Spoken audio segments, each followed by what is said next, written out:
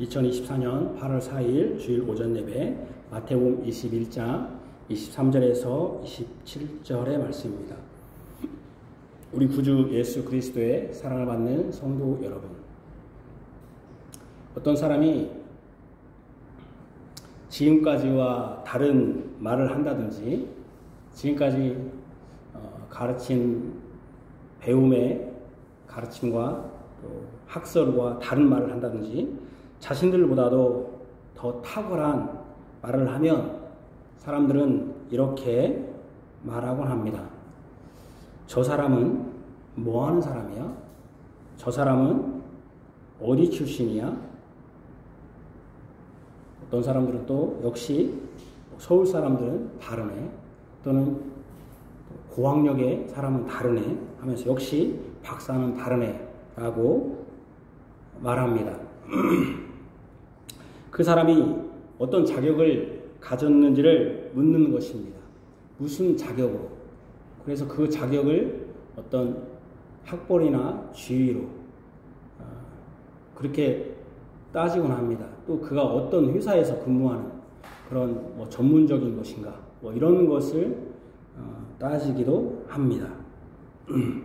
그래서 그 사람이 어떤 자격을 가졌는지, 어떤 말할 어떤 자격이 있는 사람인지를 묻는 것입니다. 그 사람이 저런 말을 할 정도면 어떤 권위 있는 자격을 갖췄지 않을까 하는 것이고, 반대로 자신과 다른 말을 할 경우에는 대체 무슨 자격으로 저런 소리를 하느냐면서 그 자격을 문제 삼기 위해 이런 말을 하곤 합니다.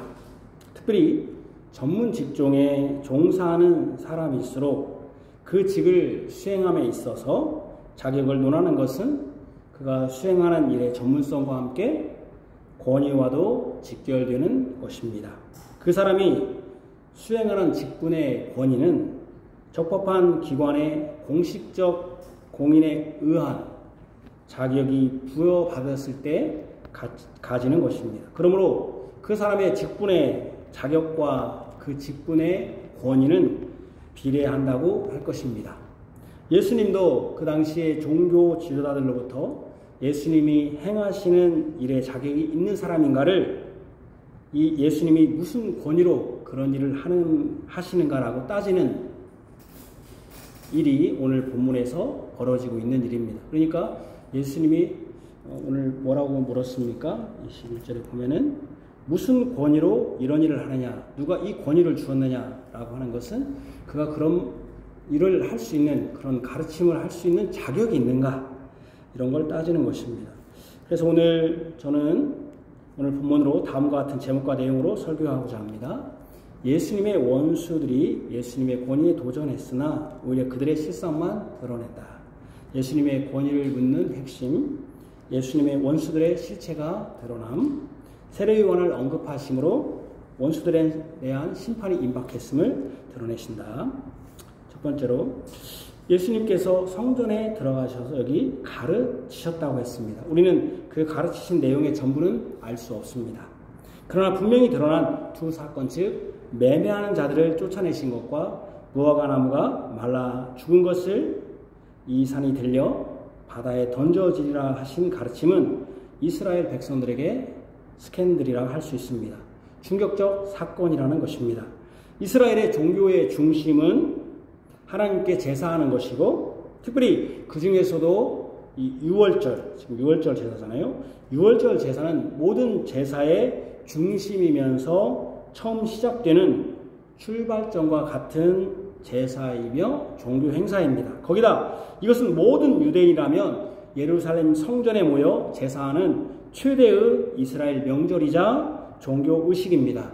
우리나라로 치면 설날과 같은 것입니다. 그런데 예수님 이것을 다 부정해 버리시는 일을 하시니 이스라엘 백성들은 대체 무엇을 가지고 어떤 공인된 정결한 예물로 유월절 제사를 지내며 거기다 무화과나무가 말라 죽었듯이 이 산, 즉 예루살렘 성전이 기능을 다하고 무너진다는 것은 이 성전 안에 계신 하나님을 부정하는 신성 모독과 같은 것입니다. 그렇죠? 매매하는 걸 다 쫓아내버렸으니까 그럼 대체 무엇으로 제사를 드리라는 것인가? 거기에다가 이 산이 다 무너져 버린다.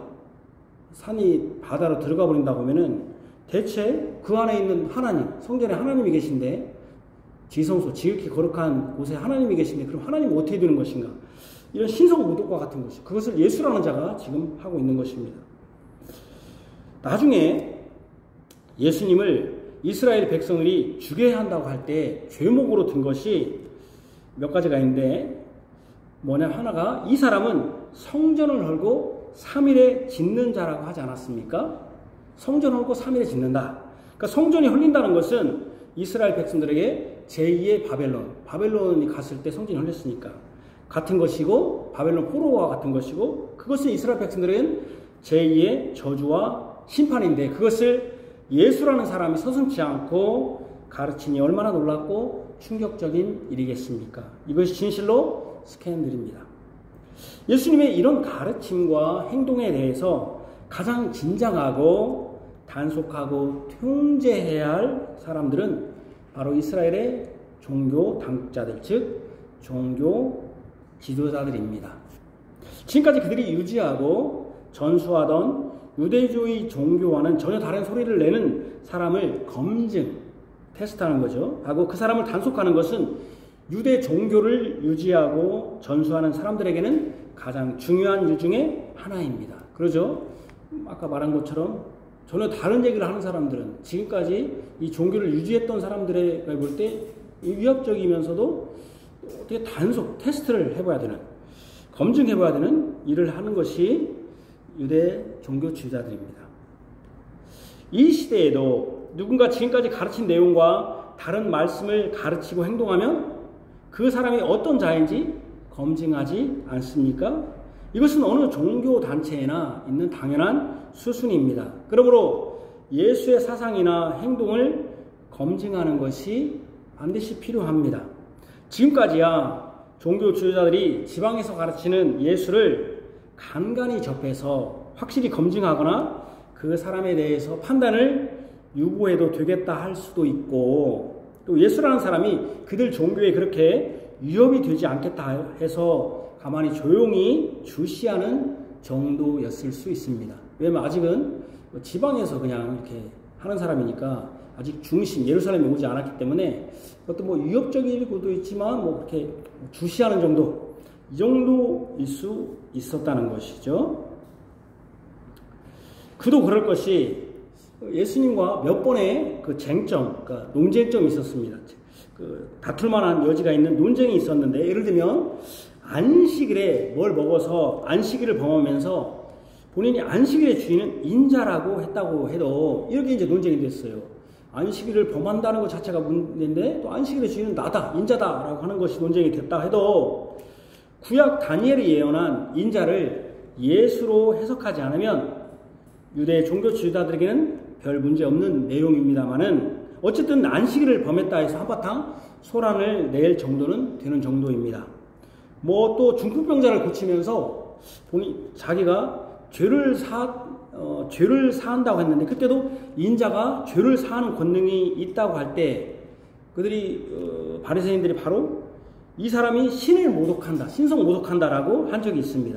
그때도 죄용서, 지금까지 죄용서는 하나님만이 할 수 있는데 사람이 한다고 예수라는 사람이 한다고 하니까 그래서 이제 큰 소란이 있었죠. 그때도 죄용서에 대한 고난으로 소란이 있었습니다만은 그것도 인자를 예수에게 적용하지 않으면 인자가 했으니까 인사를 예수한테 적용하지 않으면 또 넘어갈 수 있는 그런 문제입니다. 뭐 그것도 굉장히 논쟁점이고 굉장히 소란한 굉장히 스캔들적인 사건입니다.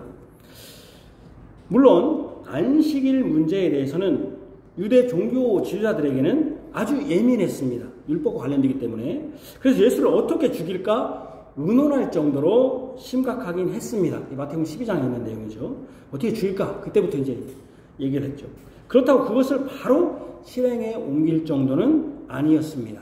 예수님이 예루살렘에 들어오시기 전에 행했던 많은 일들은 사실 대부분의 일이 민간의 병을 고친다든지 여러 기적을 행하시는 것인데 물론 그것이 다 자신이 하나님의 아들이라는 것을 증거하시는 것이고 그리스도라는 것을 증거하는 것임에도 유대 종교주의자들에게는 그리 위협적인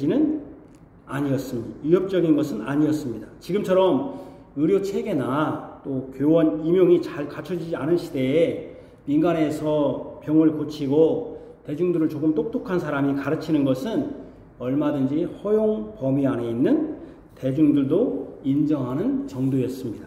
이 정도는 다 허용할 수 있습니다. 물론 일반 대중들은 이 예수라는 사람이 하시는 놀라운 일들을 통해서 그가 진짜 구원자인가 메시아인가라는 의구심이나 호기심은 자극했을지라도 유대 종교 당국자들에게는 그들 종교 안에서 통제 가능한 인물 정도로 여겼을 수 있습니다. 그런데 상황이 급격하게 돌변했습니다. 예수님이 예루살렘에 들어오시면서 급격하게 돌변했습니다. 예수님이 예루살렘에 들어오셔서 하시는 일들은 유대 종교 지도자들의 밥줄을 위협하는 본인들의 문제와 직접적 관련이 된 사건이었습니다. 제가 여러분들에게 항상 얘기하죠.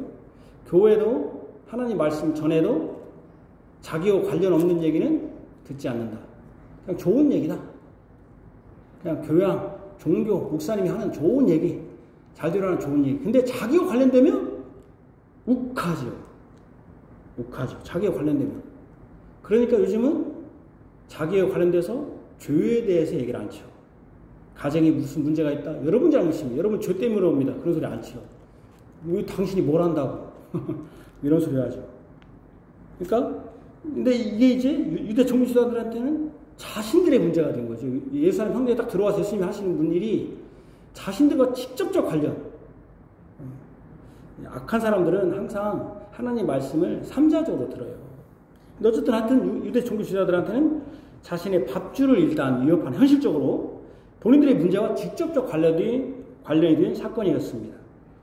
지금까지 유대 당국자들에게 돈줄이었던 종교 장사가, 왜냐하면 그 매매하는 것을 모든 걸 허락하는 것은 종교 당국자들이기 때문에 그들이 어떤 이익을 얻는 것이기 때문에 지금도 그렇지 않습니까? 어떤 거 이러는 사람 따로 있고 소개하는 사람 일 하나도 하지 않고 소개서 하나 차려놓고 그냥 돈은 더 받잖아요. 이러는 사람보다. 그죠? 지금도. 그러죠? 이런 식이죠. 허락해주고 그냥 더 받는 것이죠.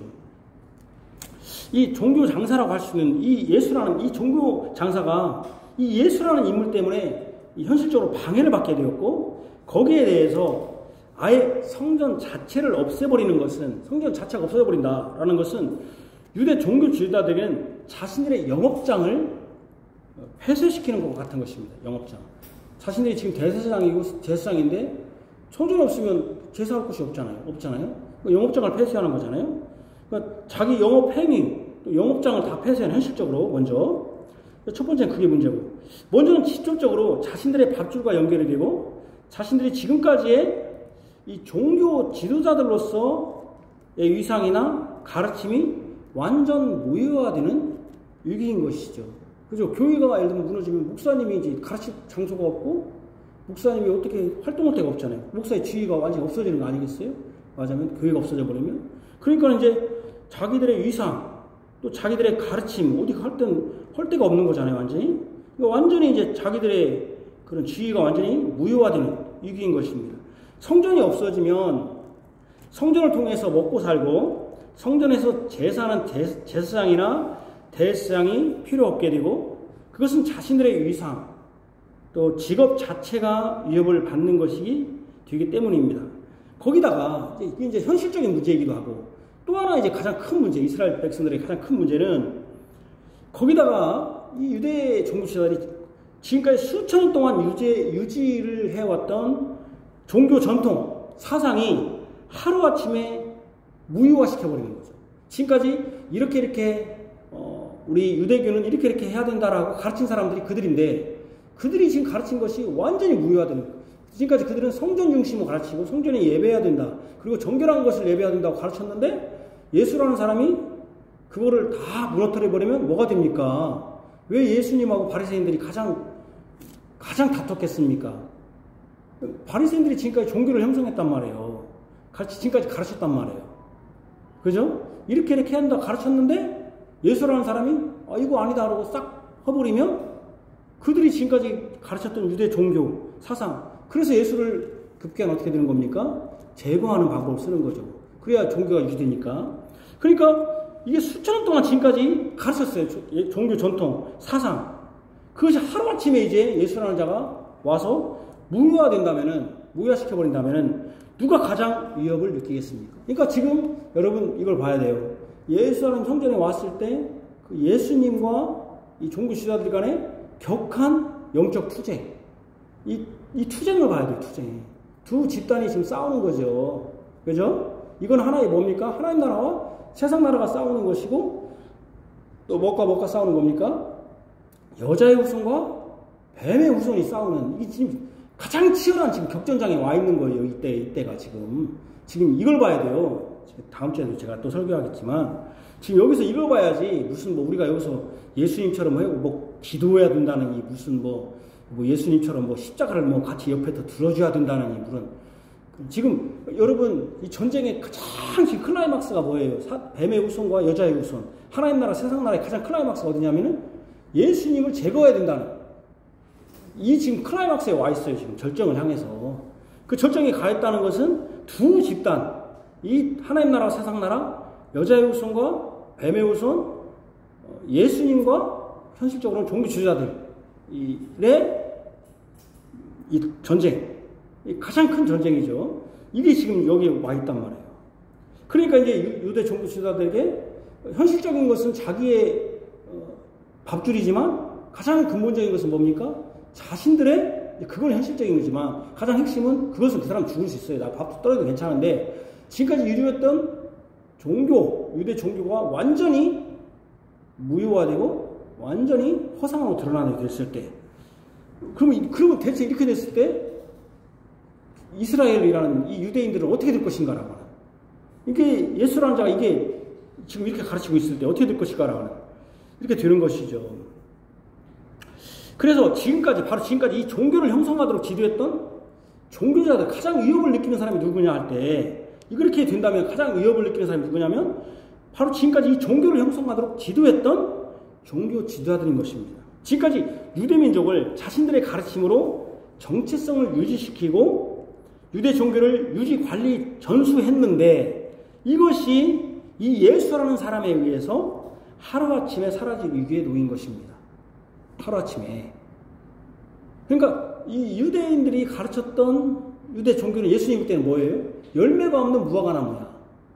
근데 굉장히 풍성해. 무화과나무 엄청 풍성하니까, 나무가 잘 자라니까. 사실 제가 지금 이거 준비하면서 조금 이제 후에 또 하겠지만, 어떻게 보면 이 시대 우리 교회가 예수는 없고 예수로 종교장소 할 수도 있지 않는가. 그게 뭐냐면, 지금 얼마나 우리 찬호고 제가 어제 오면서 얘기했어요. 교회가 무슨 식당이야? 사람들 비유 맞추고 사람들 좋게 하려고 이렇게 하다 보니까 식당처럼 하는 거죠. 교회가 사람에게 좋은 방식으로 식당 고객에다 맞추는.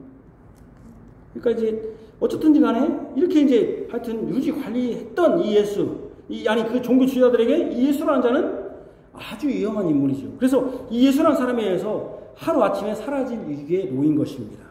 이것은 단순히 지금까지 한 개인이 안식일을 범하고 죄를 용서할 수 있다거나 병든 사람을 고쳐주는 것과는 차원이 다른 자신들이 가르치고 전수한 유대 종교의 근간, 이 뿌리, 즉 성전에서의 제사를 부인하고 거부하는 위기 상황인 것입니다.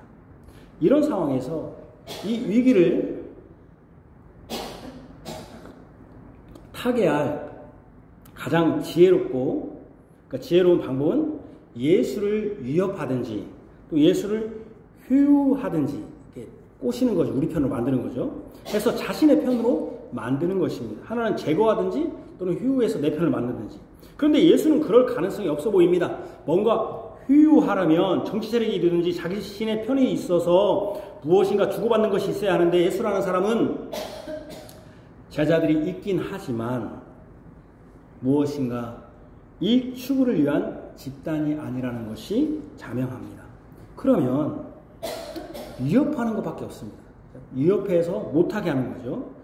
또 그러다가 안 되면 제거하는, 그를 제거하는 것, 자신에게 위협적인 사람을 어떤 구실로 어떤 구실을 삼아서 제거하는 것이 위협의 뿌리, 근원을 없애는 가장 어렵지만 가장 확실한 방법입니다. 제가 입니다 했는데 까로 바뀌었네. 휴유가 됐든지 위협이 됐든지 그러려면 그 사람이 어떤 사람인가를 알아야 됩니다. 그런데 이미 예수라는 사람은 나사렛 출신의 선지자라는 것을 파악했습니다. 그러면 그 선지자라는 것을 어디서 확보했는가? 그러니까 위협하려면은 그 핑계거리가 있어야지. 쓸모없는 사람이다라는 핑계거리가 있어야 할 거 아니에요. 변명거리가 뭔가 잡을 것, 꼬투리가 있어야 할 거 아니에요. 그래서 이 예수라는 사람이 나사렛 출신 선지자라고 하면은, 그렇다면 그 선지자라는 것을 어디서 확보한 것인가? 이렇게 가르치고 예루살렘에서 이런 일을 행할 자격은 어디서 난 것인가 하는 점입니다. 이걸 먼저 구실 삼을 수 있습니다. 그가 가진 자격은 그가 가르치는 권세, 권위와 직결되기 때문입니다. 무자격자가 말하면 사람들이 처음에는 듣다가도 나중에는 그런 자격증도 그런 어떤 자격증도 없대 하면서 사람들이 그 사람을 신뢰하지 못하는 것입니다. 그 말에 힘이 실리지 않는 것이죠. 뭐 자격증이 없는 사람이 말해야 돼 하니까 처음에는 이렇게 듣다가도 나중에는 힘이 실리지 않죠. 가르침과 말에 힘이 실리는 것, 그게 권위입니다. 우리가 아는 유명한, 저를 보십시오, 역사학자가 있지 않았습니까? 그런데 그 사람이, 제가 누구라고 얘기하면 알 거예요. 역사를 학부에서, 대학교 4학년 그 학부에서 전공한 사람이 아니었다. 그러다가 또 대학원에서 2년 동안 교육대학원에서 했는데 석사 논문이죠. 박사도 아니에요, 박사도. 석사 논문을 표절했다. 그 논란이 휩싸였어요. 그 사람이 우리나라 국사, 역사 교육의 가장 유명한, 그러니까 그 학생들한테, 고등학생이지 참이요? 가장 유명한, 일타 강사, 가장 유명한, 목소리도 좋아요. 그런 사람이었는데, 그래서 예능까지 나올 정도로 그런 사람이었는데, 학부도 안 했고, 학부에서 역사 전공, 영문영화과를 졸업했다 것 같더라고요. 그리고 대학원도 표절했다. 이렇게 하니까 그 사람의 권위가 와르르 무너졌지 않습니까? 엊그저께 보니까 이제 텔레비 이제 나왔더라고요. 그 대학원 다시 들어가서 논문을 다시 쓴다고. 그렇게 유명했던 사람인데 와르르 무너져 버렸어요. 어떤 사람은요, 어떤 연예인은 잘 아실 거예요. 좀 요즘 사람 모르지만 우리나라 사람. 그 사람이 뭐라고 했냐면, 나 이대 나온 여자야. 옛날에 이대라고 하면 그냥 아주 그냥 해갖고 이화여대 나왔다. 나 이대 나온 여자라 해요. 유명했는데 알고 보니까 이대에 이자도 나오지 않은 사람이라는 것이 드러나서, 대학 나오지 않아도 사실 영국도, 그 사람 영국 배우거든요. 영국도 하고 연예인 활동 얼마든지 다 합니다. 그죠? 대학 안 나오고, 뭐 대학 나오고 뭔가, 요즘 뭐 대학 안 나오고, 신유빈 씨는 고등학교도 안 나왔어요. 탁구하는 신유빈이는, 제가 알기로는 실업팀을 갔어요. 실업팀 바로.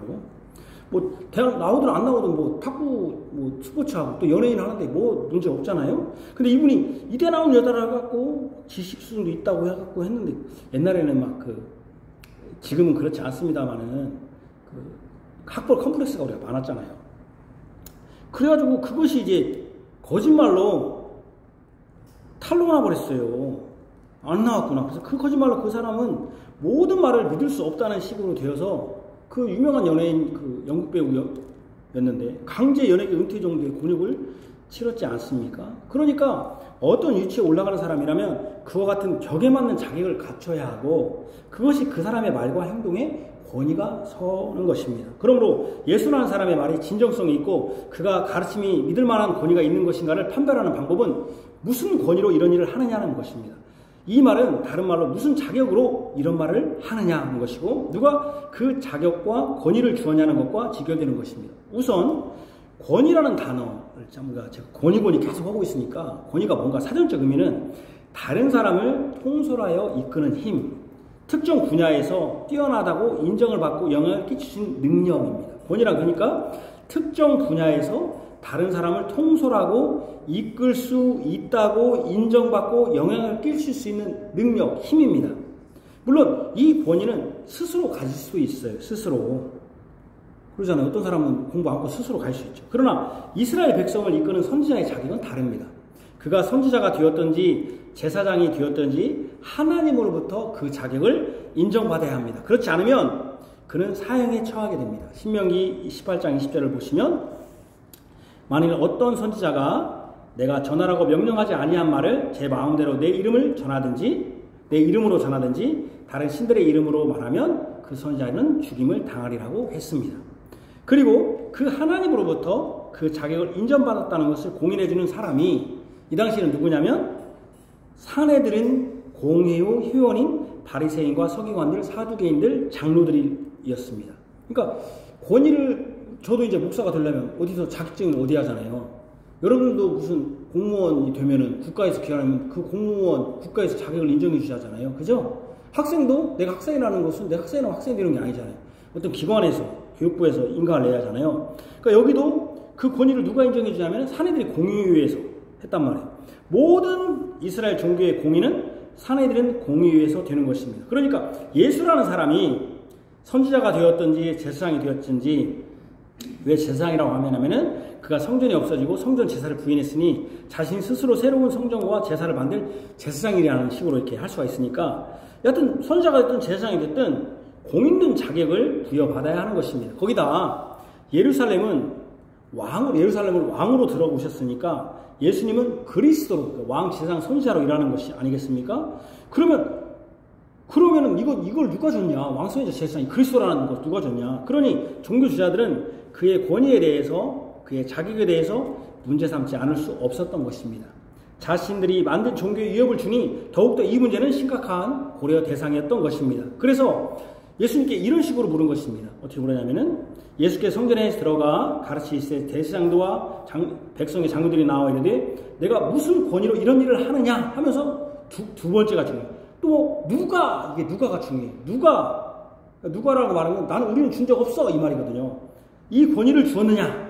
무슨 권위로 할 때 이 권위는 예수님이 선지자로서의 권위를 문제 삼은 것입니다. 선지자로서. 그러니 예수님이 가르친다고 했으니까 그들의 마음을 아시고 세례 요한을 들어 반박하신 것입니다. 왜냐하면 세례 요한이 선지자였기 때문에 반박하신 것입니다. 이 질문을 한 사람이 누구였냐면 그러니까 예수님의 원수들이 예수님의 선지자로서의 권위를 문제 삼고 반박하니까 예수님도 그 선지자라는 누굽니까? 세례 요한을 들었는데 이 질문을 한 사람이 누굽니까? 예수님과 친구입니까? 원수입니까? 지금 원수입니다. 바리새인 서기관들은 바리새인들과 사두개인들은 한 번도 예수를 공식적으로 공인한 적이 없어요. 물론 니고데모라든지 몇 사람 있었지만 공식적으로는 원수들이에요. 원수들. 예수님 2장 마지막 절에 그들은 46절에 보면은 예수를 잡고자 한 사람들이고 결국 예수를 죽인 사람들입니다. 사단의 앞잡이인 것입니다. 그러므로 이들의 질문은 선의로 좋은 뜻으로 한 것이 아닙니다.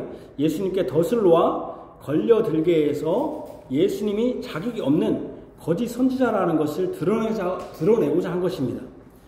여기 질문에 내가 무슨 권위로 이런 일을 하느냐, 또 누가 이 권위를 주었느냐라고 묻는 것은 실상은 그 권위를 준 사람을 알고자 한 것이 아니라 우리는 너에게 그런 권위를 준 적이 없다. 고로 너는 거짓 선지자라는 것을 확인하고자 하는 외통수, 딜레마 같은 질문입니다. 우리는 예수 너에게 이런 자격이나 권위를 준 적이 없다. 그런데 무슨 자격, 어떤 자격, 무슨 권위로 이런 일을 한단 말이냐 하는 것입니다. 이것이 외통수, 딜레마 같은 질문인 이유가 무슨 답을 해도 예수님은 외통수가 있잖아요. 어떻게 가도 우리 장기에 보면은 어떤 말을 해도 대답을 해도 예수님은 거짓으로 드러날 것이기 때문입니다. 예수님 무슨 대답을 해도 거짓말을 하게 되어 있다는 것이죠. 너희들이 주었다 하면은 우리는 너에게 그 권위를 준 적이 없다고 할 것이고, 그러니 너희들이 주었다 하는 말은 거짓으로 드러날 것입니다. 내가 하나님께 받았다고 하면 그 하나님께 받았다는 공인을 누가 주냐면은 지금 사내들은 공의원인데 그것을 입증할 것이 없다 해서 이것도 거짓으로 될 것입니다.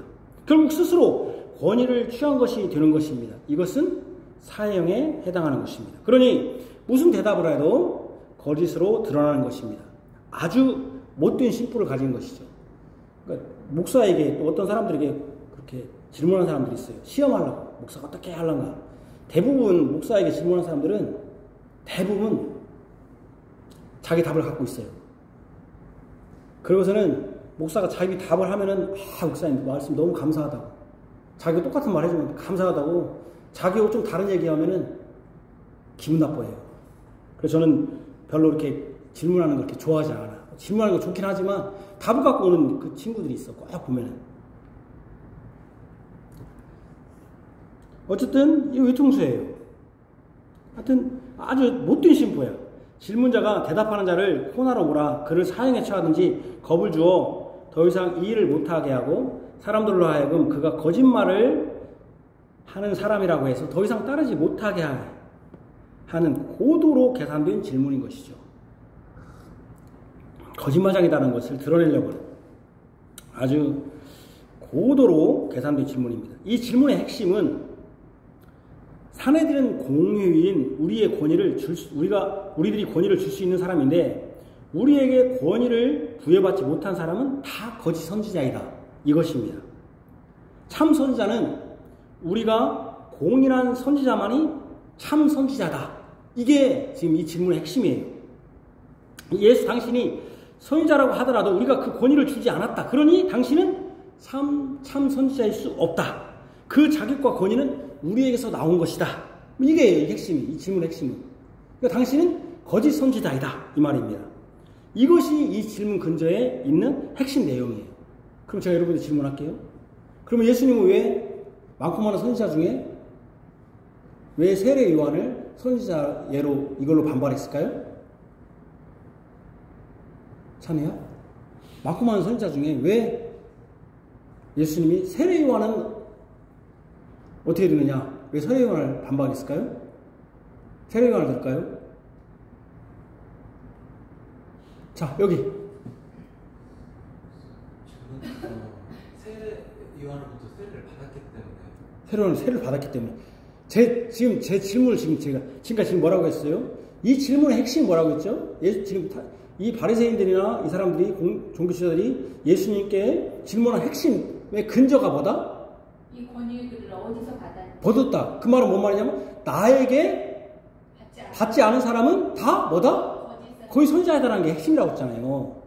근데 이것에 대한 반발로서 예수님은 말하지 않고 세례요한은 어떠냐? 세례요한은 그럼 왜 질문했을까요? 세례요한은 왜 끄집어냈을까요? 세례요한도 너네들한테 그거죠. 권위를 인정받지 않았다. 세례요한도 니들한테 선지자라고 공인받은 적이 없다. 근데 사람들은 다 선지자로 여긴다. 그 말을 그러니까 왜 여러분들이 지금까지 우리가 아무 생각 없이 예수님은 아무 생각 없이 얘기하는 게 아니에요. 세례요한을 딱 끄집어내는 이유가 있단 말이에요. 이 예수님이 이 사람들의 마음을 아는 거예요.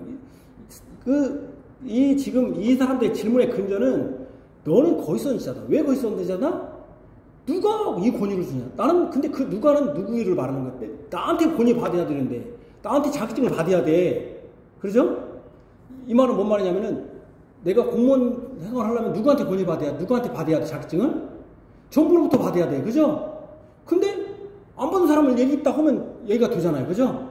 안 받은 사람 있습니다 하면 되잖아요. 그도 공무원 하는 사람 있습니다 하면 되는 거 아니에요. 네? 그것도 정부로부터 받은 거죠. 정부도 공무원입니다. 정부로부터 받은 거예요. 정부기관에서 받은 거예요. 다 받은 거예요. 어쨌든 간에. 응? 그거는 정문 얘기 안 하려고 했는데 또 어그네. 또 말이라 또 시다바리가 또 뭐냐. 참 그 좋은 내일모레 또 우리가 또 광복절이 내일모레인데 또 거기다 대고 참 아니 좀 보조를 하고 오면 또 얼마나 좋냐. 시다바리가 막 내일모레 지금 또 광복절인데 지금 우리 조상들이 참 그 시다바리가 뭐냐. 좋은 말로 공무원 보조하는 겁니다. 보조가 필요하잖아요. 시다바리가 뭐냐 또 참 하여튼. 아이고 내일 모레 광복절입니다.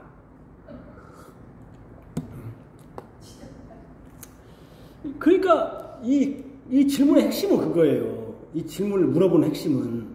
그러니까 이 코난을 모르는 거죠. 예수님이 어떤 대답을 해도 예수님은 걸려들게 돼 있어. 예수님은. 너희들이 줬다고 나는 준 적이 없다고 그러고, 하나님 줬다고 하면 하나님 줬다는 거 공인하는 것은 지금 현재 하나님이 상 주는 게 아니잖아요. 그러잖아요? 우리가 하나님께 주시는 거라고 하잖아요. 근데 우리가 목사도 하나님께 받았다고 그러잖아요. 그걸 어떻게 공인해요? 노위에서, 목사들이 회의에서 공인하는 거잖아요. 그죠? 그러니까 결국 사내들은 가게 돼 있어.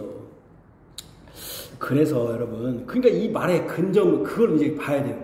이들의 공격, 이 사단의 공격을 봐야 돼요. 그런데 예수님은 그에 대한 대답으로 내가 너에게 한 말을 물어보겠다 합니다. 너희들이 내 질문에 대답하면 나도 너에게 무슨 권위로 이런 일을 하는지 알려주겠다고 하셨습니다. 요한의 세례가 어디로부터 왔느냐? 요한의 세례가 왔느냐? 요한이 세례를 줬잖아요. 어디서부터 왔느냐? 하늘로부터냐? 사람으로부터냐? 이렇게 물으셨습니다. 여러분들이 대답해 보시죠. 여러분, 요한의 세례는 하늘로부터입니까? 사람으로부터입니까? 만약에 하늘로부터라면 그는 하나님이 선지자로서 자격을 주신 것이니 권위가 있는 것이고, 사람으로부터라 하면은 모든 사람들이 요한을 선지자로 여기는 백성이 무섭다고 이러지도 저러지도 못하게 되었습니다. 만약에 선지자로 아니라고 하면은 사람들은 다 선지자로 여기니까 이러지도 못하고 자기들이 유통대에 빠진 거예요. 이제 자신들이 유통대에 빠진 것입니다. 하늘로부터라 하면 왜 세례를 믿지 않았느냐고 할 것이고, 그러니까 부정한 거죠. 그들은 회개의 세례를, 요한의 세례를 부정한 것이죠. 왜냐하면 자기들이 안 죽은 거니까. 하나님부터라 하면은 믿지 않은 거니까 부정한 것이고, 그런데 또 사람으로 하면 왜 사람들은 그를 선지자로 인정하느냐고 할 것이기 때문에 말을 못한 것입니다. 그러면 솔직하게 말했어야 돼요. 그런데 그들은 우리가 알지 못한다고 한 것입니다. 솔직하게 했어야 되는데, 역시 예수님의 원수 사탄의 수하임이 틀림없습니다. 거짓의 압이 사탄의 잣이 닿습니다. 우리가 알지 못하는 것이 아니라 알고 있었습니다. 그가 선지자라는 것을 알고 있었습니다. 그런데 알지 못한다고 한 것입니다. 거짓의 아비들의 수하니까. 그런데 여기서 이 대답으로 예수님이 얻고자 한 핵심은 또 뭐겠어요? 그러니까 무엇이냐면, 아까는 그 질문의 핵심은 내가 안 해주면 다 거짓이라는 것이 핵심이고, 예수님이 이 사례 요한을 통해서 얻고자 하는 핵심은 뭐냐면 이거예요. 바로 너희들, 즉 살해된 공유의 자격을 받지 않아도 선지자가 된 사람이 있다는 것입니다. 너희들이 권위를 주는 사람인 양 지금 검증하는데 그렇게 하지 않아도 된 사람이 바로 세례 요한이다 는 것입니다. 그것은 다른 말로 너희들은 대체 무슨 권위로 나를 검증하고 나에 대해서 묻느냐, 이게 또 핵심이에요. 세례 요한은 어디서 권위를 받았는지 알지 못한다고 하는데 그것은 거짓입니다. 그들의 악한 마음을 드러내고 싶지 않은 것입니다. 또 사람에게라고도 못한 것도 그들의 악한 마음을 드러낸 것입니다. 하나님을 두려워한 것이 아니라 사람을 두려워했기 때문입니다.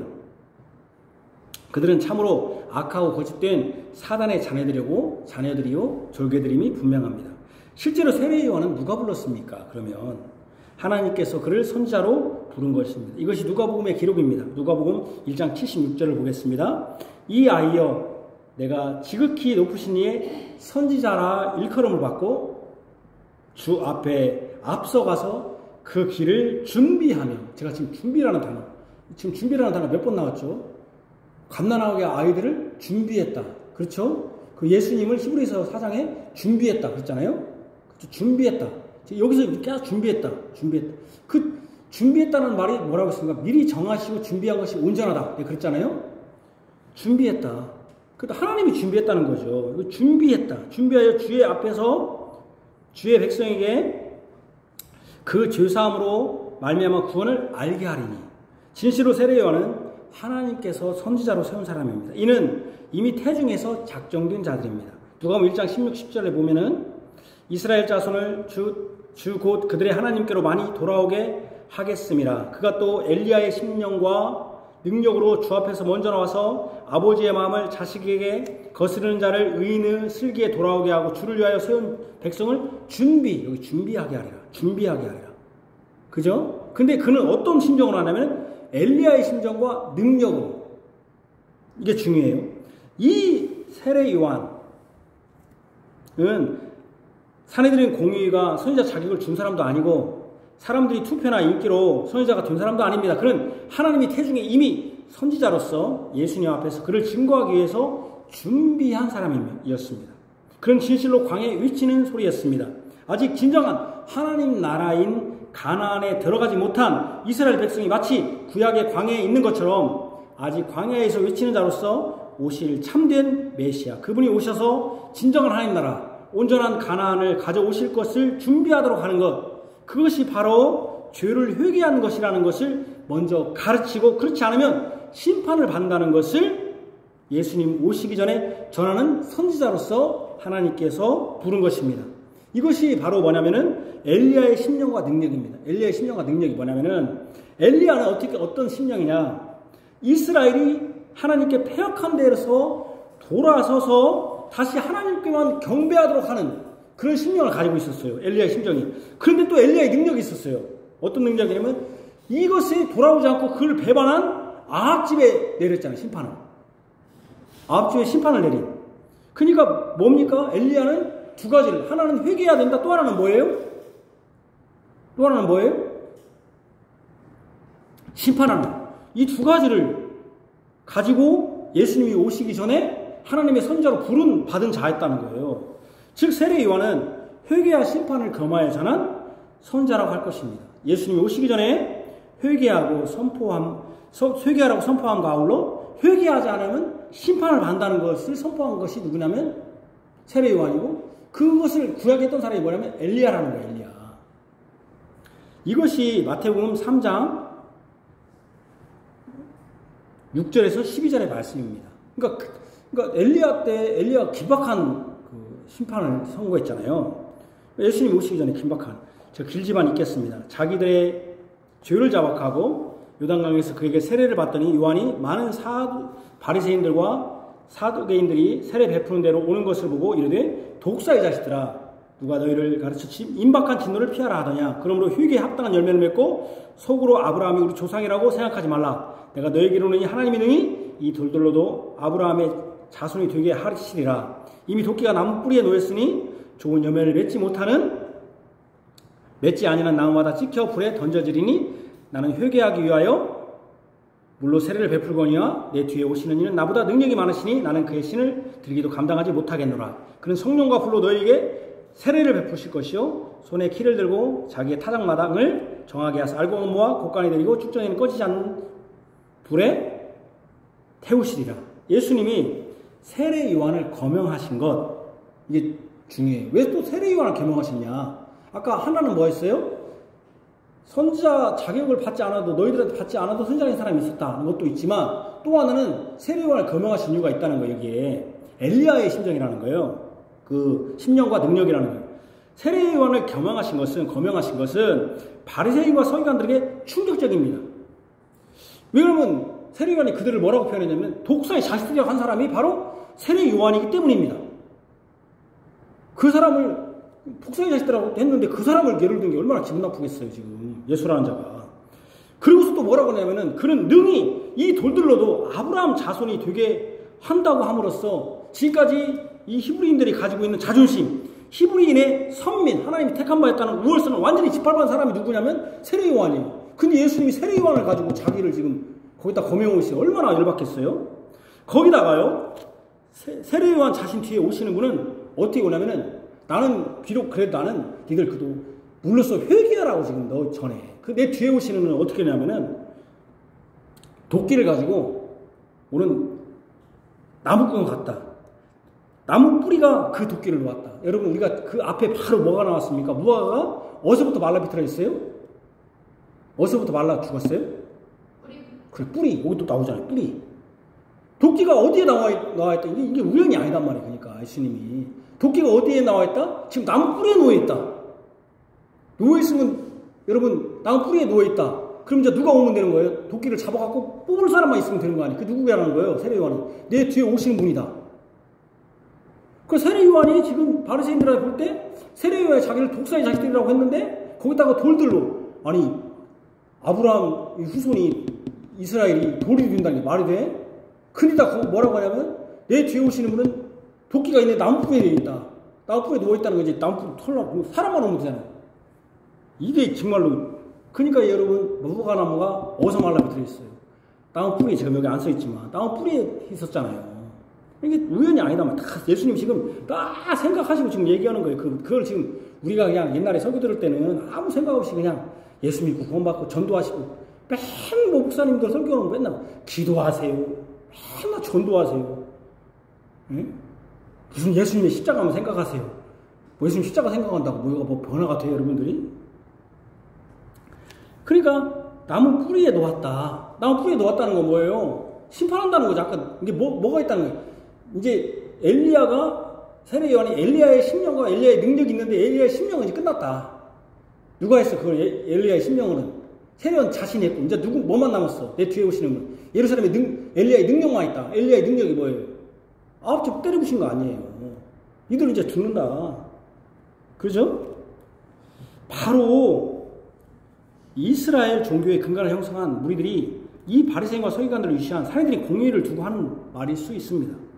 그 나무 뿌리에 도끼가 놓였는데 이제 그 예수라는 분이 오시면 회개할 기회가 없는 것입니다. 이제 불로써 쭉정이는 태우겠다. 그러니까 태워버렸잖아요. 쭉정이다. 네 무화과나무 보니까 있는데 사실은 쭉정이 열매가 없으니까. 그러니까 태워버린 거 아닙니까? 죽여버린 거 아닙니까? 예수님의 사랑하는 성도 여러분, 예수님이 지금 이 바리새인들을 비롯한 종교지도자들에게 회개를 위한 물세례로 왔겠습니까? 소멸하는 불이신 성령, 여기서 불과 성령이라는 의미는 성령이 따로 있고 불이 있는 게 아니라 불 같은 성령은, 여러분, 불 같은 성령이라니까 여러분, 예, 불 같은 성령 노래 부르고 있는데 정신없는 사람들이에요. 이것도 불과 성령이라는 말은 뭔 말이에요, 이 말이? 우리 막 불과 같은 성신이요? 임하여 주시고. 그건 뭔 말이에요? 나 심판받게 해주세요. 나 때려 죽게 해주세요. 그 노래 부르고 있는 거예요, 지금. 불과 성령이라는 것은 성령께서 불로서 임하신다는 거예요. 그럼 뭐 심판에 임하신다는 거예요. 그 사도행전 2장에 내가 설교는 안 했지만 불에 혀같이 임한다는 것은 무슨 의미예요? 심판을 말하는 거예요. 심판을. 예수님이. 혈육안에 그랬죠. 내 뒤에 오시는 이는 나는 물로서 오지만 내 뒤는 뭘로 온다? 불로서 오서 불로서 쭉정이를 태워버리겠다. 이제 나눠주겠다. 지금까지 안 나눴어. 지금까지는 안 나눴어. 근데 내 뒤에 오시는 분은 나눠버리겠다는 거야, 이제. 무서운 말이에요, 이게. 뭣도 모르고 막 찬송가 부른다 막 자기 회개도 않고 막 불 같은 막 제가 불 받으면 뭐 되는 줄 알고. 여러분 불 받으면 혈압 올라. 세상도. 아무 생각 없이 그 노래를 부르더라고요. 내가 열릴 것은 없어. 소멸하신 불이신 성령으로 물로서 오겠냔 말이에요. 물세례로. 아니단 말이에요. 세례 요한까지 물세례 했단 말이에요. 근데 소멸하는 불이신 성령으로 그들에게 오셔서 임박한 진노를 받으러 가겠습니다. 바로 후자입니다. 그들은 지금 임박한 진노를 피할 수 없습니다. 지금 벌써 내렸잖아요. 무화과가 벌써 말라 비틀어졌잖아요. 뿌리부터. 임박한 진노를 피할 수 없어요. 먼저 그들은 하나님이 이때를 위하여 준비해 두신 예수님을 알아보지 못했어요. 예수님을. 수년 동안 지금 이 제사 지내고 있는데도 알아보지 못했어요. 세례 요한을 설명할 때 준비했다는 말씀이 있는데, 아까 준비했다고 했잖아요. 제가 준비. 그분이 바로 이 예수님이고, 이 예수님은 구약부터 계속적으로 특별히 이 6월절의 원형으로 준비된 화목 제물이시고 제사를 완성하신 온전한 대제사장으로 준비된 분입니다. 그런데 그분을 알아보지 못했다는 것이에요. 6월절에 어린 양을 오셨는데 못했다는 거예요. 예수님이 세례 요한을 언급하신 분은 힌트를 줬는데도 말입니다. 둘째로는 그들은 회개에 합당한 열매가 없어요. 그들은 예수님께 입맞추지 않고 예수님을 대적했습니다. 그들은 예수님에게 덫을 놓아 잡으려는 구실을 만들 양으로 예수님의 권위에 도전한 것입니다. 그들은 실상 권위 자체가 없어요. 그러니까 없으니까 뭡니까? 찬송하지 않은 거죠. 누가 찬송했어요? 어린아이들에게 준비시킨 어린아이들이 한 거잖아요. 권위가 없어요. 그 자체가. 그 사람들은. 진정으로 권위가 있는 자, 즉 하나님이 주신 권위가 있다면은, 그들이 만약에 있었다면, 하나님이 주신 권위가 있었다면은, 자기가 있었다면은 같이 권위를 받은 세례 요한을 못 알아볼 리가 없어요. 그러죠? 세례 요한을 그렇게 그들이 믿지 않았다고 믿지 않을 수가 없어요. 같은 편인데 왜 안 믿어? 못 알아봤다는 거예요. 세례 요한을 안 믿었다는 거예요. 못 알아보려고. 세례 요한도 그들이 하나님과 같은 자격이 있고 권위를 받은 자라면은 그들을 갖고 독사의 자식이라고 하지 않았을 거예요. 독사의 자식이란 뭔 말이냐면은, 독사의 자식은 다른 말로 말하면 사탄의 자식, 마귀새끼다 이 말인데, 세례 요한이 그들에게 그렇게 했겠습니까? 그리고 세례 요한도 그들을 그렇게 불렀지 않았을 것이고, 그들도 세례 요한을 믿지 못해서 같은 권위를 받았다면, 하나님 편이라면 다른 편이니까 못 알아보고 독사의 자식이라고 한 것이죠. 그죠? 그죠? 세례요한은 예수님 알아봤습니까? 안 알아봤습니까? 세례요한은? 뻥하지 말고. 알아봤어요? 못 알아봤어요? 알아봤겠죠. 왜? 같은 편이니까 알아봐야지. 만약에 세례요한이 예수님 못 알아봤으면 같은 편 아니지. 어떻게 알아봤어요? 예수님 보고? 그죠? 보라, 하나님을, 세상치를 지고 하나님이 어린 양이로다 그랬잖아요. 알아봤잖아요. 그러니까 이게 같은 편이 아닌 거야. 그죠? 그러니까 세례요한이 권위가 없지, 그 사람들. 세례요한이 독사의 자식이라고, 사단의 자식, 마귀 새끼다 한 거예요. 사단은 회개할 수 없어요. 마귀 새끼는 마귀 새끼로 남는 것이지 그들에게 회개는 없어요. 어떤 분이 회개시켜 주려고 예수님이 했다고 그러더라고. 설교를 듣는데 진짜 참 어이가 없어갖고. 예수님이 지금 그들을 뭐 회개시키고 지금 바리새인들을 무슨 회개를 시켜요, 이 사람들을 지금. 회개를 기회를 줬다고 누가 설교를 하길래 참 양반이 부모를 몰라도 한참 모르는 양반이다. 여러분, 지금 이 사람들은 마귀 새끼로 지금 마귀 새끼 수화로 통해서 지금 예수를 죽이려고 지금 그 꼬봉으로 좀 절개로 지금 움직이는 사람들이에요. 마귀 새끼는 마귀 새끼가 남는 것이지 그들에게 회개는 없는 거예요. 그들에게 남은 것은 모아서 태우는 것 뿐이에요.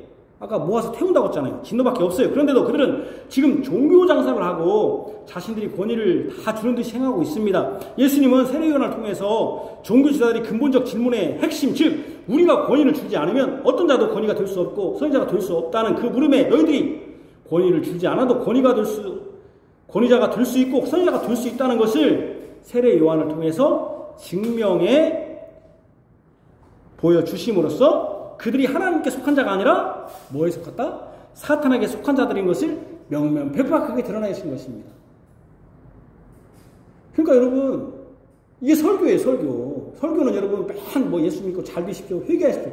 그게 설교가 아니에요. 설교는 뭐가 있어야 돼요? 교리가 있어야 되고 잘못된 것을 분리시켜야 돼요, 분리시켜야 돼요, 분리. 여러분, 하나님 말씀은 뭐라고 했습니까? 골수를 쪼갠다. 여러분, 골수를 왜 쪼개는 거예요, 여러분? 정훈아, 골수를 왜 쪼개겠냐? 의사가 골수를 왜 쪼개? 수술해가 뭐 하려고? 살리려면 어떻게 살려? 자, 암 수술을 해. 내가 위암 걸렸어. 위암을 찢어. 위를 찢어. 왜 찢어내는 거예요? 살리려고 당연히. 그냥 덩어리를 제거하는. 그죠? 어떤 걸 제거하려고 하는 것이지. 그거 봐갖고 살려주십시오. 기도하려고 하는 게 아니잖아요. 수술하는 것은 여러분, 내가 뇌를 쪼갠다는 것은 뇌에 뭐가 문제가 있으니까 그 제거가 뭐예요? 심판은, 여러분, 하나님 말씀은 회개만 있는 게 아니에요. 회개는 뭔가 잘못되고 지적해서 당신 아니면 지옥 간다. 너는 사탄 새끼다. 이게 말씀이 설교예요. 근데 지금 이 시대는 제가 설교를 들어봐도 예수 그리스도의 십자가를 바라보시고 기도를 하시고 그런 소리인데 죄 졌다는 소리는 안 해. 왜 가정이 깨졌는가? 여러분들이 가정을 키우려면 남편이 화목해야 됩니다. 사랑해야 합니다. 하는데, 가정이 깨진 가장 큰 이유가 뭐예요? 자신의 욕망, 죄 때문에 아니죠, 왜? 처음부터 깨질 사람들이 많나? 신앙 고백도 안 하는 사람들이 만나니, 신앙 고백밖에 안 되는 거잖아요. 그리고 신앙 고백이 제대로 된 사람들도 하나님 말씀을, 제대로 안 하니까. 하나님 말씀을 진짜 신실하게 믿는 사람은 아무리 힘들어도 하나님이 짝지으신 것을 나눌 수 없다는 말에 할 수가 없는 것이지. 간음하지 말라고 하니까 아무리 변짓을 어떤 놈이 나를 유혹해도 못 하는 것이지. 못 오니까 우리가 그러는 것이지. 우리가 이미 들은 대로 그들은 이미 불법을 행하고 있습니다. 불법이라고 했잖아요, 제가. 왜냐하면 하나님이 미리 준비하시고 예비하신 어린 아기들과 전문기들의 찬송을 더 이상 찬송을 이상히 여겼다고 하는 그들은 전혀 허락받지 않은 종교장사를 성전에서 행하고 있는 것입니다. 준비한 하나님이 허락했는데 자기들 허락까지도 안 했어요. 하나님이 매매하라고 허락까지 안 했잖아요. 그렇죠? 종교장사 허락한 것이 아닌데 이미 허락한 사람이 있어. 그 아름다이들과 찬송은 하나님이 이미 준비했는데 그것은 이상히 여기고 분이 여기요.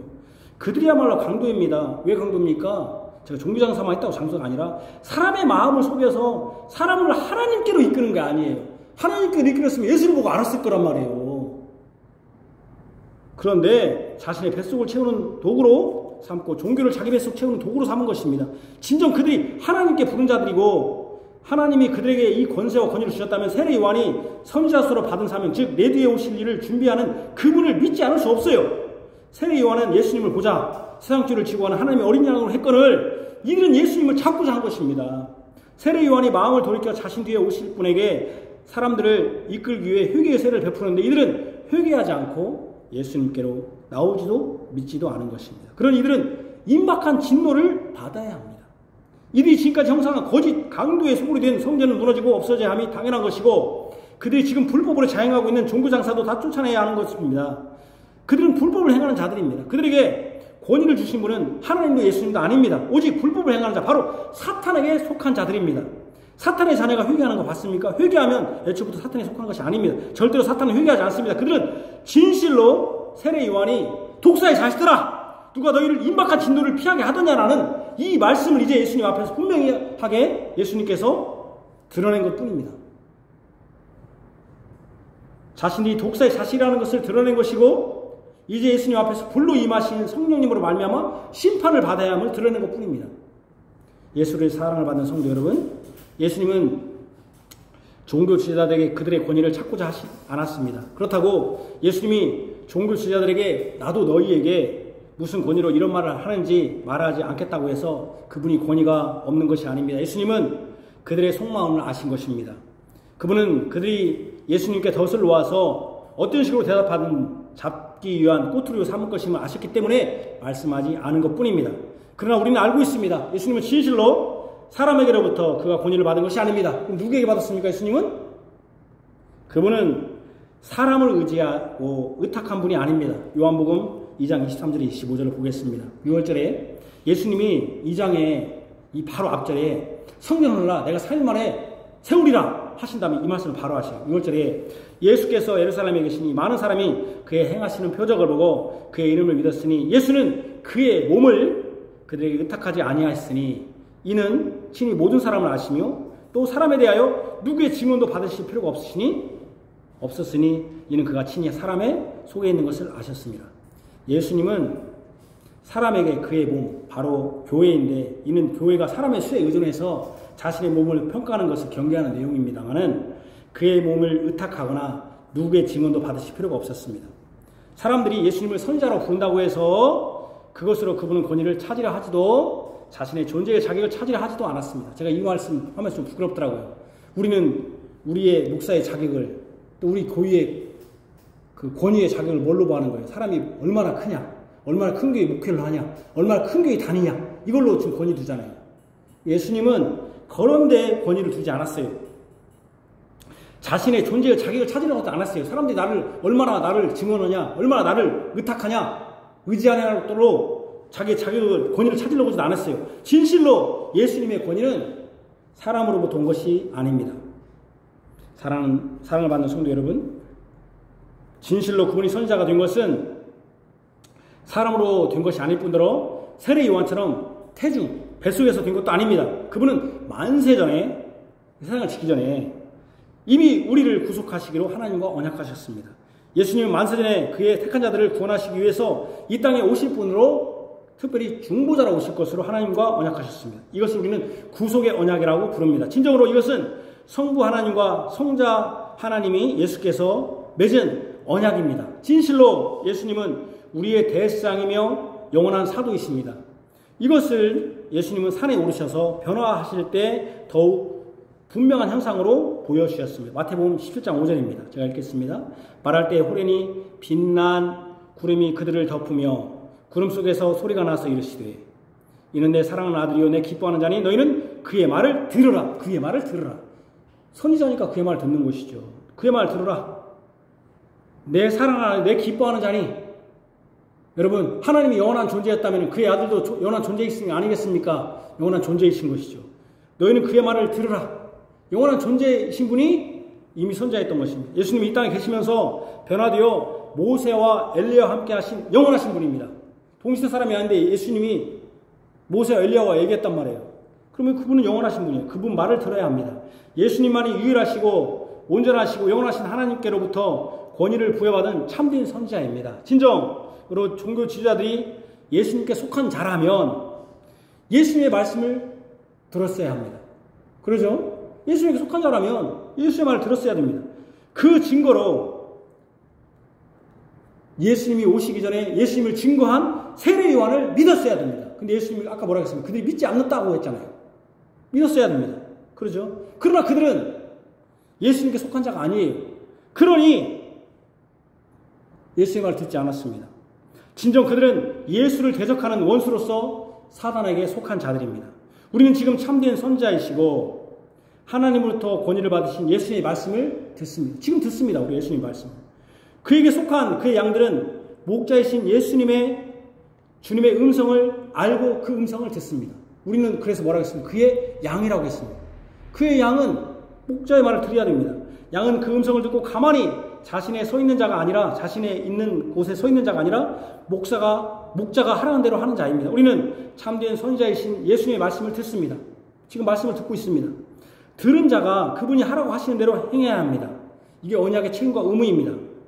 그걸 다 해야 됩니다. 이스라엘 백성들은 언약의 말씀을 듣고 행하는 것에는 열매가 전혀 없었습니다. 오직 종교 행사, 종교 의식만 가득한 종교인이 된 것입니다. 제가 이 말씀 주면서 이 시대에 우리도 그렇지 않나 생각돼요. 교회에서 열심히 봉사하면 신앙이 좋대요. 여러분 제가 물어볼게요. 정훈이한테 물어봐야 돼 이거. 명확하게. 정훈아, 너는 지금 국가에서 일하고 있다. 국가에 이러니까 너는 국가에 충성하는 믿음이 충만해서 일하고 있냐? 지금 회사 가서 일하고 있냐? 이 사람 봐라. 너는 국가에서 일하고 있어, 이 사람아. 국가가 나를 이렇게 만들어. 국가에서 저렇게 만들어있다. 지가 쫓아먹고 있으면서 저렇다니까. 하여튼 나쁜 사람들 많아. 하여튼 잘못된 건 국가고 뭐 다를 때는 국가에서 받으면 안 주면 요거고. 잠깐만 하여튼 나빠. 너 그렇게 살지 마라. 저번 주도 뭐 죽지못 산다고 하는데 오늘도 그러면 안 돼요. 자, 그럼 여기는 공무원이시죠? 예. 교회 아니에요. 증인 공무원이 아니에요. 똑바로 얘기해요. 제가 얘기하면 예요 아니요만 얘기해요. 교회 아니에요. 기죠? 자, 그러면 거기서 이러면서 윤석열 대통령한테 우리 국가에 너무나 감사하다. 충성 봉사. 나는 이 국가에 대한 믿음이 너무 충만해서 일합니까? 예? 대통령 이름이 나왔기 때문에 대통령 이름 안 했으면 할 텐데 그 충성 봉사를 할 텐데 중인이기 때문에 쓸데없는 소리가 있네. 하여튼 여러분 제가 여러분들에 꼭 얘기하겠습니다. 그렇게 않는단 말이에요. 솔직하게 우리가 그래요? 않는단 말이에요. 솔직히 안 해요. 뭐 김대중 대통령이 있었으면 내가 김대중 대통령 찍었다고 해서 그렇게 않는단 말이에요. 안 해도 얼마든지 할 수 있단 말이에요. 제가 이 말을 하는 거예요. 여러분들이 제가 이 말을 왜 하냐면은 교회에서 이런다고 해서 여러분들 교회에서 열심히 이러니까 신앙이 좋아하는 게 아니에요. 그냥 일 맡기면 하는 거예요. 우리가 어디에 일 맡긴 게 하는 거예요. 여러분 지금 여기 이러다가 우체부 이러다가 다른 그 안에 들어와서 다른 일 하라면 할 수 있어요? 없어요? 하는 거예요. 그냥 하는 거예요. 여러분들이 오해하지 마세요. 우리 한국 교회가 이 오해하는 게 뭐냐면은 교회에서 열심히 일하면 신앙이 좋다고 그냥 하는 거 젊으니까 하는 거예요. 그냥 맡기니까 하는 거예요. 신앙 좋아서 하는 게 아니에요. 여러분들이 그냥 회사에서 이러니까 국가에 충성하고 내가 막 이 정권에 충성하고 또 다른 정권에 또 충성하고 항상 그래서 내가 그래갖고 충성했으니까 여러분들이 직장에서 승진한 게 아니에요. 그냥 이러다 보면 승진한 거고 이러다 보니까 그냥 직장 월급 올라간 거예요. 그냥 그거 똑같은 거예요. 그거고 다른 거예요. 여러분 예수를 믿는 거는 이러는 거 다른 거예요. 제가 우연한 기회에 아이들 그때 제가 전에 그 교회에서 아이들 그 앞에 이렇게 그 여름성경 할 때 선생님들 이렇게 무용하잖아요. 그 율동 아이들 6학년 애들이 막 열심히 하길래 가는데 시켜서 잘해요. 여자애들 남자애들도 시켰어요. 그래서 그 아이들이 어떻게 살고 있는가 했더니 내가 지금까지 본 다 교회를 안다 이거 지금까지 내가 다는 아니겠지만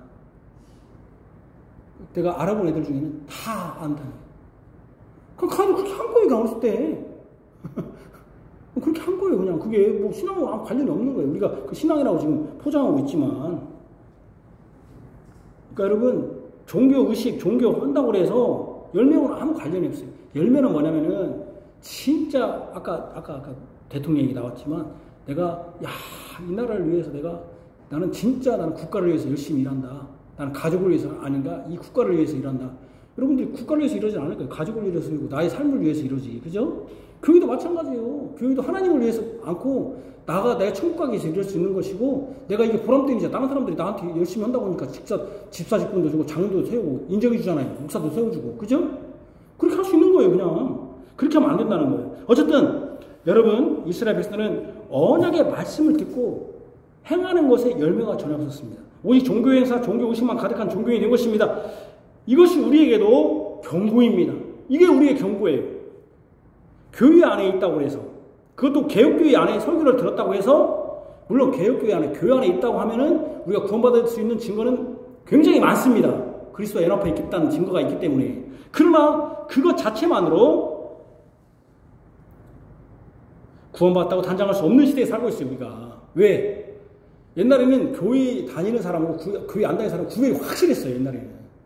안 믿는 사람들은 술, 담배만 먹지 않을 뿐만 아니라 진실되게 살려고 했던 신실한 자들이 있는데 지금은 종교인이야. 다. 제가 이런 말이 죄송하지만 교회 우리 기독교인들 중에 거의 90% 이상이 종교인이에요. 종교인. 우리 목사도 종교인으로 설교하고 있는 거예요. 어떨 때는. 너무 안타까워요. 옛날에는 무식했지만 그래도 진실하게 살려고 하는 사람도 있었는데 왜 그러냐면 돈이 많다 보니까 목사, 장로, 집사도 종교인들이 많아요. 종교인들이.